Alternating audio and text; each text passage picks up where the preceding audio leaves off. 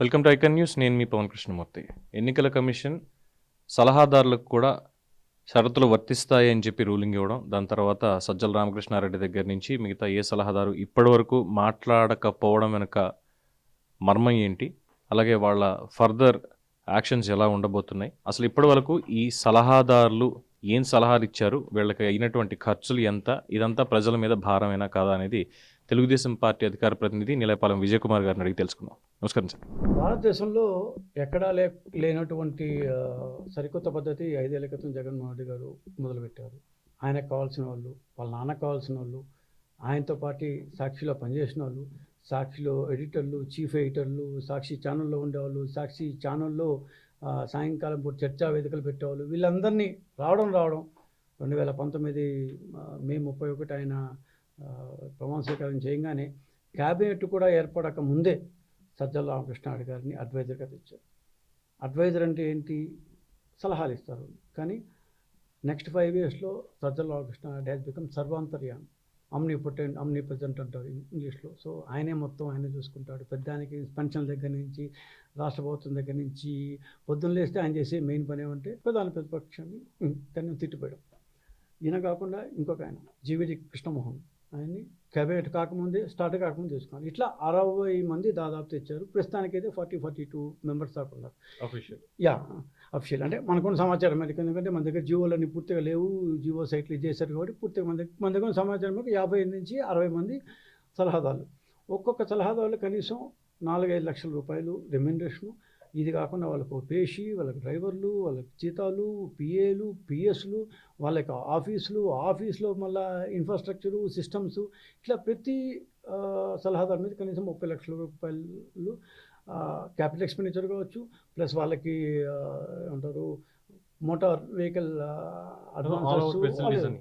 So దీంట్లో ఈ 55 మందిలో 45 మందికి క్యాబినెట్ స్టేటస్ ఇచ్చారు. సో క్యాబినెట్ ఫామ్ కాకముందే 2-3 తీసుకున్నారు. వచ్చిన నెలలో అంటే 2019లో జూన్ 8న క్యాబినెట్ ప్రమాణం చేసి ఆ జూన్ నెలలోనే 6 మంది అడ్వైజర్లు పెట్టారు. 2019 6 నెలల్లో మే 31 వస్తే డిసెంబర్ 31 లోపల 37 మంది సలహాదారులు పెడుతున్నారు. 37 మెంబర్స్ ఇట్లా చూస్తూ వచ్చారు. ఇందుకు వీళ్ళు ఎవరయ్యా, వీళ్ళు ఏం చేస్తారయ్యా అంటే, ఇందాక నేను చెప్పినట్టు భీమభాగం, మెజారిటీ భాగం ఆయనతో పాటు సాక్షిలో ఉండేవాళ్ళు, సాక్షిలో పనిచేసిన వాళ్ళు, సాక్షిలో వివిధ హోదాల్లో వర్క్ చేసిన వాళ్ళు, ప్లస్ ఆయన దగ్గర బంధువులు, ప్లస్ ఆయన స్నేహితులు, వాళ్ళ నాన్నగారి స్నేహితుల కొడుకులు. సో ఇట్లా సోమయాజులోని మన ఆడిట్ ఉండేవారు రాజశేఖర్ దగ్గర, ఆయన కొడుకు కృష్ణగిరి అంటారు, ఆయన స్పెషల్ సెక్రటరీ హోదాలో ఇది పెట్టినారు. సో బేసిక్గా గవర్నమెంట్లో 010 కన్సాలిడేటెడ్ ఫండ్ అంటారు. 010 కన్సాలిడేటెడ్ ఫండ్గా టర్మ్స్ అంటే 5 సంవత్సరాల టర్మ్కి అయినా సరే ఆ యొక్క పర్టికులర్ దీని నుంచి తీసుకుంటే they are considered to be government employees. ఒక గవర్నమెంట్ ఎంప్లాయీ ఖచ్చితంగా రాజకీయపరమైన విమర్శలు, రాజకీయపరమైన యాక్టివిటీస్ చేయకూడదు.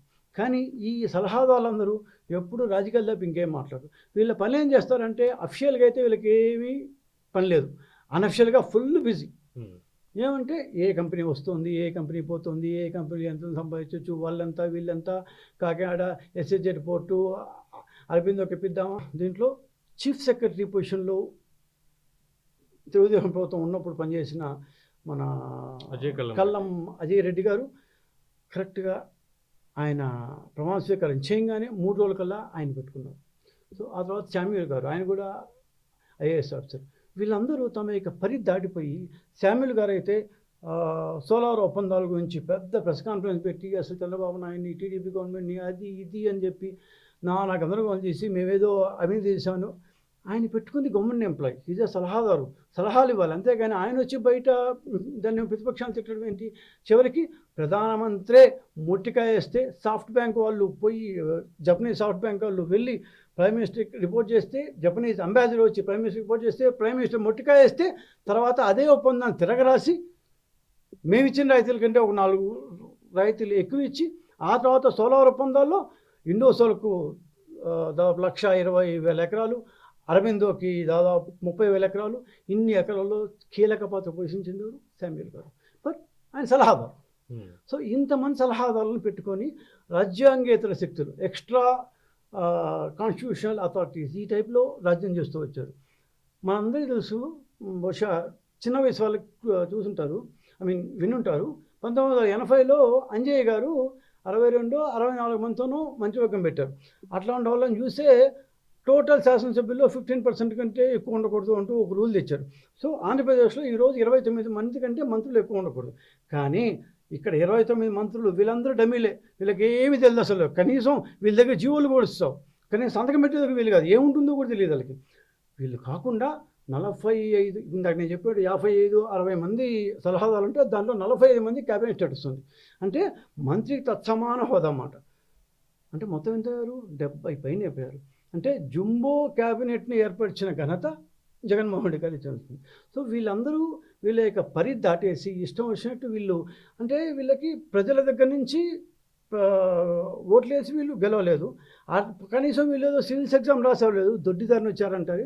ఇట్లా కేవలం జగన్మోహన్ రెడ్డి గారి దగ్గరతనం వల్ల, ఆయన సంస్థలో పనిచేయడం వల్ల, లేకపోతే చంద్రబాబు నాయుడు లేకపోతే తెలుగుదేశం మీద ఉండే ఏమంటారు ఆ యొక్క ద్వేషం వల్ల వీళ్ళందరూ ఆయన దగ్గర చేరి దొడ్డిదారున్న వీళ్ళు సలహాదారులు అనే ఒక పదవి పొంది 5 సంవత్సరాల పాటు రాజ్యం వెళ్ళినారు.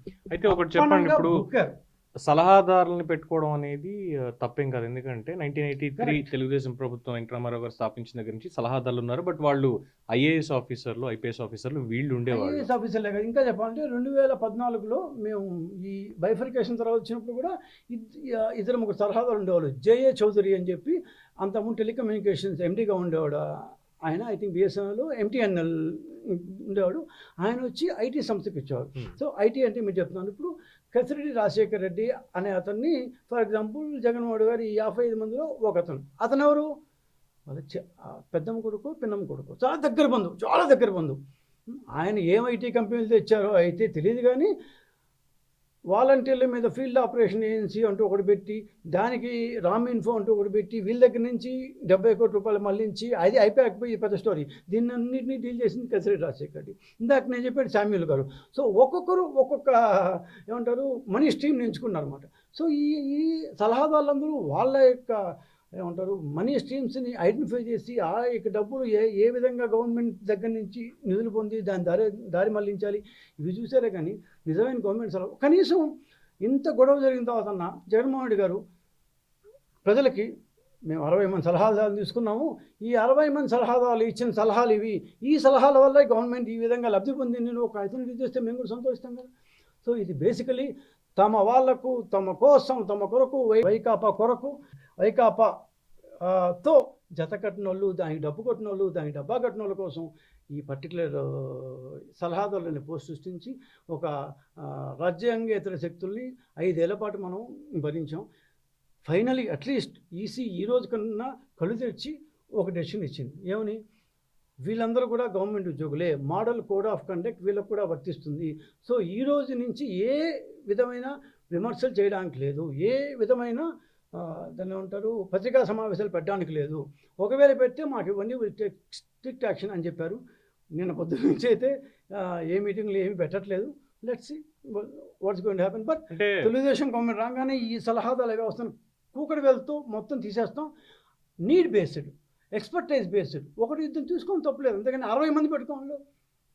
సో ఇప్పుడు తిరిగే కాలు మాట్లాడినవారు ఊరుకోదని పెద్దలు సామెత చెప్తారు. అలాగే మరి ఈ 60 మంది ఇప్పుడు వాళ్ళ ముందున్నటువంటి ఆప్షన్ రాజీనామా చేయడమా, లేదు ఈ 2 నెలలు కూడా ఎలాగో జీతపత్యాలు ఇచ్చేటువంటి 4-5 లక్షలు, లేదంటే మొత్తం ఉన్న సిబ్బందికి 30 లక్షలు ఇవి కూడా తీసుకుని మౌనంగా కూర్చోవడమా, ఏంటి వాళ్ళ ముందున్నది? అంటే ఇక్కడ ఏంటంటే అండి, ప్రభుత్వంకి ఇవన్నీ తెలియక కాదు, వాళ్ళందరికీ బాగా తెలుసు. సో తెలిసి వాళ్ళు చేస్తున్నారు ఇవన్నీ. సో ఇవన్నీ కొత్తగా ఏమో జగన్మోహన్ రెడ్డికి ఇవాళ ఈసీ చెప్పిన తర్వాత ఆయనకేదో జ్ఞానోదయం అయినట్టు కాదు. ఆయనకి సంపూర్ణంగా పూర్తిగా అవగాహన ఉండి వీళ్ళందరి చేతి ఏ పని చేసుకోవాలో, ఎలాంటి దొడ్డిదారిని పని చేసుకోవాలో తెలిసే చేసుకున్నాడు. ఎస్బీఐ బ్యాంకులో చైర్మన్గా వ్యవహరించిన రజనీష్ కుమార్ని ఇమీడియట్గా ఆయన రిజైన్ చేయగానే తీసుకొచ్చి పెట్టుకున్నాడు, క్యాబినెట్ స్టేటస్ ఇచ్చి. ఏమంటే ఆయన అప్పులు తెచ్చిచ్చాడు. చివరికి రిజర్వ్ బ్యాంక్ ఆఫ్ ఇండియా వచ్చి బరోడా బ్యాంకు, ఆంధ్ర బ్యాంకుల్ని ఆదేశించి మీరు ఇంకా ఎట్టి పరిస్థితుల్లో ఆంధ్రప్రదేశ్ గవర్నమెంట్కి అప్పులు ఇవ్వడానికి లేదు అన్న లెవెల్కి రజనీష్ కుమార్ని వాడుకున్నాడు. సో ఎక్కడైతే తనకు ఈ పని కావాలో ఆడికి ఒక అడ్వైజర్ ఇచ్చేసేది, ఒక క్యాబినెట్ స్టేట్స్ పెట్టేసేది, వాటి దగ్గర 4 డబ్బులు ఇచ్చేది, మనకు కావాల్సిన పని చేయొచ్చు. సో గవర్నమెంట్ ఎప్పుడు స్ట్రైట్గా ఉండాలి, పారదర్శకత ఉండాలి, ట్రాన్స్పరెన్సీ ఉండాలి. ఈ టైప్లో 4 డబ్బులు ఇచ్చి ఇది టేబుల్ కింద లంచ్ ఇవ్వడం కంటే వేరే కాదు కదా, సేమ్ థింగ్. సో ఇప్పుడు వీళ్ళు ఖచ్చితంగా మా టీడీపీ యొక్క డిమాండ్ ఏంటి అంటే రాజీనామా చేయాలి. సో నువ్వు లేదా ఏ విధమైన విధానపరమైన నిర్ణయాలు తీసుకునే టైం కాదు ఇది. ఒక రకంగా ఆపద్ధన ప్రభుత్వం అంటే ఎలక్షన్ కోడ్ వచ్చినతో you are not suppose to take any policy level decisions. Policy level decision తీసుకోకపోతే అక్కడ సలహాదారు ఏం చేస్తాడు? ఏమి చేయలేదు కదా. సో ఏమీ పని లేనప్పుడు గవర్నమెంట్ వాళ్ళు డబ్బులు ఇవ్వాలి. 1 నెల కావచ్చు, ఆ 1 నెల 3 కోట్లు మిగులుతున్నట్టుంది, 4 కోట్లు వచ్చేట్టుంది అది. సో 1 నెల అయినా కూడా ఎందుకు ఉండాలి? సో దీస్ సలహాదారులు, these advise have to resign. There is no other second thought. ఎందుకంటే నీకు పని లేనప్పుడు నేను ఎందుకు పోషించాలి గవర్నమెంట్? నీకు డెసిగ్నేటెడ్ వర్క్ లేనప్పుడు గవర్నమెంట్ ఎందుకు పోషించాలి అనే క్వశ్చన్ మళ్ళీ మేము ఈసీకి దాన్ని ఏమంటారు, we are going to represent this back again. So we demand the advisers to resign immediately. ఒకవేళ రేపొద్దున మీ ప్రభుత్వం వస్తే మరి ఈ సలహాదారులందరూ కూడా వేస్ట్ వీళ్ళు ఇచ్చినటువంటి సలహాలు ఏమీ లేవు అని చెప్తున్నారు. దాదాపుగా 750 కోట్ల పైచిలకు ప్రజల సొమ్ము ఈ సలహాదారుల జేబుల్లోకి వెళ్ళింది. అందులో maybe 1 or 2 IPS officers or IAS officers ఎవరైతే ఉన్నారో పైకి చెప్పుకోవచ్చు సలహాలు ఇచ్చామని చెప్పి. బట్ మిగతా వాళ్ళందరూ కూడా కేవలం నామమాత్రంగా వాళ్ళకి ఇచ్చారు కాబట్టి మరి ఈ సొమ్ము అంతా దుర్వినియోగం అయినట్టే. అంటే ఇప్పుడు ఏదైతే స్కిల్ డెవలప్మెంట్లో ఇది అని చెప్పి వీళ్ళు ఆరోపణలు చేస్తున్నారో ఈ సలహాదారులు అన్న పేరుతోటి దాదాపు 780 కోట్ల రూపాయలు వాళ్ళ జేబుల్లోకి స్ట్రైట్గా వెళ్ళింది. మరి దీన్ని రికవరీ చేయడం అనేది జరుగుతుంది. ఆశ్చర్యకరంగా ఉంటుందంటే మనకు ఉండే డీజీపీ ఇన్ఛార్జ్ డీజీపీకి ఒక అడ్వైజర్ వేరే, ఆయన ఇంతకుముందు ఐపీఎస్ అంట. సో ఇట్లా ఎవరెవరికి కావాలో వాళ్ళు హ్యాపీగా 5 సంవత్సరాలు మీరు చెప్పినట్టు 500 కోట్ల 600 కోట్ల అనేది ఒక్కొక్క లెక్క ప్రకారం మనం దాన్ని చేసుకోవచ్చు. బట్ బొక్కేసింది మాత్రం వాస్తవం, తినేశారు. సో కాకపోతే ఇవన్నీ ఏంటంటే గవర్నమెంట్ ఇచ్చింది, ఒక ఎలక్టెడ్ గవర్నమెంట్ జీవో ఇస్తూ అఫిషియల్గా ఇచ్చారు. ఒక సర్వసత్తాకమైన ప్రభుత్వం ప్రజల ఆమోదం పొంది గవర్నమెంట్లోకి వచ్చి జీవో ఇచ్చి, మరి మామూలు రాబరీకి డేలైట్ రాబరీకి తేడా ఏంటంటే మన కళ్ళ ముందు జరుగుతుంది రాబరీ, మన కళ్ళ ముందు జరిగింది, అది అందరికీ తెలుస్తుంది. తప్పని వాళ్ళకి అదేందా చెప్పాను, జగన్మోహన్ రెడ్డి గారికి తెలియకుండా కాదు, ఇవంతా తెలిసే చేశారు. జీవో ఇచ్చారు, అఫిషియల్గా జీవో ఇచ్చి చూసుకున్నారు. సో ఇంకా ఎలక్షన్ దగ్గరకు వచ్చినప్పుడు ఈ సలహాదారుల వ్యవస్థను ఆపేయండి, ఏం చేస్తున్నాం? జూన్ 4వ తేదీ మేము గెలవంగానే తీసుకుపోయే మొట్టమొదటి డెసిషన్ ఏంటంటే we're going to scrap this thing. Need బేస్గా, ఎక్స్పర్టైజ్ బేస్గా పలానా వ్యక్తి ఆ యొక్క సలహా మనకు నిజంగా అవసరం అనుకుంటే 1-2 తీసుకోవచ్చు, 3 కాదు 10 మంది తీసుకోండి. నేను అడిగేదే, వీళ్ళు చేసిన నిర్వాహకం ఏమిటి, వీళ్ళు చేసిన ఎక్స్పర్టైజ్ ఏంటి, వీళ్ళు ఇచ్చిన సలహాలు ఏంటి అని చెప్పాలి కదా. ఏ రోజు చెప్పారా? మీరు చెప్పండి. సజ్జల రామకృష్ణ అడిగారు ఎప్పుడన్నా వచ్చి ఆయన పబ్లిక్ పాలసీ గురించి చెప్పండి, డిస్కస్ చేశారా? వచ్చేదని చెప్పి చంద్రబాబు నాయుడునో ఇంకోనో పవన్ కళ్యాణ్ 4 పెళ్లి చేసుకుంటే ఆయనకి ఎందుకండి, అదే ఆయన సలహా కాదు కదా. సో ఒక డెకరం అనేది లేకుండా సలహాదారులు ఇష్టం వచ్చి మాట్లాడడం ప్రారంభించారు. ఆయన కృష్ణ అన్నాను కదా, ఆయన మనం అప్పులు ఎక్కువైపోతున్నాను ఏంటంటే వచ్చి మమ్మల్ని తిడతాడు వచ్చి, అరే you are suppose to be government employee, you are taking the people's money, నువ్వు పబ్లిక్ మనీని తీసుకున్నావు, మేము ప్రతిపక్ష పార్టీగా we have a right to question the government, మధ్యలో నీకు వస్తే ఎట్లా? సో అట్లా సలహాదారులని అదే భారతదేశంలో ఎక్కడా లేని ఒక వ్యవస్థను సృష్టించారు. ఆ వ్యవస్థలో తన వాళ్ళని, తన దగ్గర వాళ్ళని, తన బంధువుల్ని, తన ఇంతకుముందు కంపెనీలో పనిచేసిన వాళ్ళని వాళ్ళందరినీ చేర్చుకొని ఒక సమాంతర వ్యవస్థని నిర్మించారు. ఈ సమాంతర వ్యవస్థ నిర్మాణంలో ఏమైందంటే అసలైన మంత్రివర్గం డమ్మీ అయిపోయింది. సో మంత్రివర్గంలో వాళ్ళు ఎవరు సెక్రటరీకి పోవడం మానేశారు. రాజే పోడు, వాళ్ళ బాసే పోడు, ఇల్లు కదలడు, ఇంక వాళ్ళు ఎందుకు పోతారు సెక్రటరీకి? Right sir, thank you. So ఇది సలహాదారులకు సంబంధించి తెలుగుదేశం అధికారం ప్రతినిధి నిలాపేరం విజయ్ కుమార్ గారు ఇచ్చినటువంటి ఎక్స్ప్లెనేషన్. సో మీరేమనుకుంటున్నారు, సలహాదారులని కొనసాగించాలా లేదంటే వీళ్ళు ఇప్పుడు రాజీనామా చేయాలా? అసలు ప్రశ్న అయితే ఇంకా అలా మిగిలిపోయింది. ప్రజల సొమ్ము దుర్వినియోగం అయింది, అది రికవరీ అయ్యి మళ్ళీ ప్రజా ఉపయోగాలకి వినియోగిస్తారా లేదా? మీ అభిప్రాయాన్ని కామెంట్స్ రూపంలో తెలియచేయండి. చూస్తూనే ఉండండి ఐకాన్ న్యూస్. నేను మీ పవన్ కృష్ణమూర్తి.